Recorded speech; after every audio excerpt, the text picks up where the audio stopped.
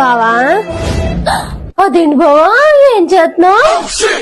ఏ కనబట్టలేదా? నేను నీతో ఇంక పళ్ళపోతున్నానే. నేనేమో బల్లిగుడ్లతో ఆమ్లెట్ వేసి పెట్టావు. మొన్న చపాతీ పన్నీర్ కూర అడిగితే గోయి తీసి కప్పెట్టావు. మీరు మట్టి గుల్లగా ఉంది కాబట్టి మీ తమ్ముడు రాబట్టి బయటపడ్డాను. గట్టి పిండమే. ఇంక నా వల్ల కాదే. అది కాదు నేను అడిగింది, ఆ చీర ఎందుకు కడుతున్నావని. ఆ చీర అంటే నాకు చాలా ఇష్టం, మా అమ్మాళ్ళు పెట్టింది. పాపం ఫీల్ అయినట్టున్నారు. నీకు అంతగా కావాలంటే అర్మార్లో నీ పాతలింగి ఉన్నాయి, తీసుకో.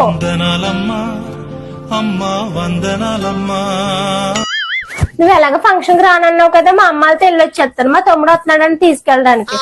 పిల్లలు నేను అక్కడ రెడీ అయిపోయి అలా వెళ్ళొచ్చేస్తాను. ఏమిటండి మీరు మాట్లాడేది? నేను లేనని చెప్పి ఫేస్బుక్ లోని ఇన్స్టాలోని చాటింగ్ మొదలెట్టామనుకో, వచ్చాక